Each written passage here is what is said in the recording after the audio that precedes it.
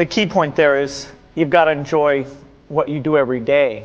And for me, that's working with very smart people. It's working on new problems. Every time we think, hey, we've had a little bit of success, we're pretty careful not to dwell on it too much because the bar gets raised.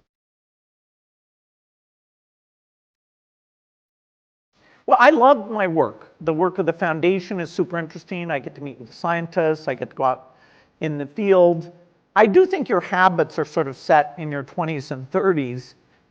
And by my standards of the 20s, I didn't believe in weekends back then, not to mention vacations. So I'm, fairly lazy compared to myself in my 20s, where I was a true fanatic. All I believed in was working on software night and day. And for my 20s, that was perfect. I didn't have a wife or family at all. And my role was very hands-on role. I'm very lucky that my foundation work, the part-time work I do for Microsoft, I see that extending, for decades into the future. And having an understanding of innovation, I think shaping innovation in many of these areas, there is a unique role that I can help play.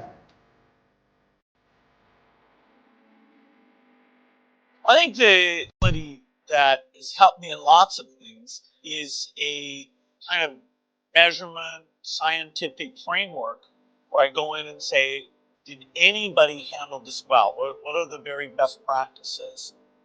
Do we have numbers on that? And let's get everybody measuring what they're doing, and so they can strive to match what the best achievement is.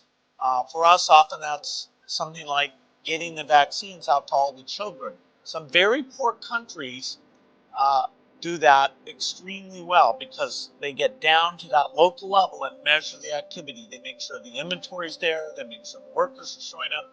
So for me, I always look at how can we do better measurement and use that to drive the very best practices.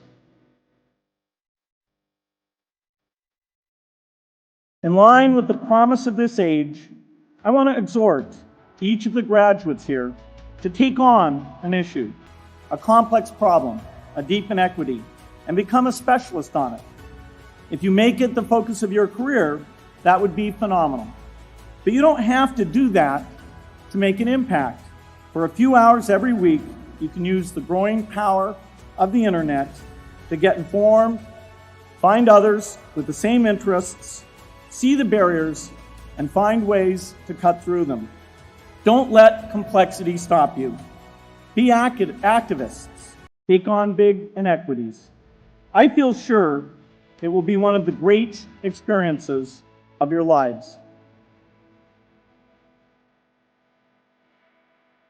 I'm a weird dropout because I take college courses all the time. I love learning company courses and things, so I loved being a student. And there were smart people around, and they fed you, and they gave you these nice grades that made you feel smart. So I feel it was unfortunate that I didn't get to stay there, but I don't think I missed any knowledge because whatever I needed to learn, I was still in a learning mode. Well, this idea of reading in general, if you can do that, then you can create an agent that helps a student like a one-on-one tutor would. There's nothing that matches a great one-on-one tutor teaching somebody. That's always the gold standard that all other teaching methodologies are compared to. If you want to learn computer science, just, Knuth wrote the book, buy it, okay. Read it and do the problems if you really think you know this thing. If you want to learn physics, Feynman wrote the book. Just read the damn book. It's all there.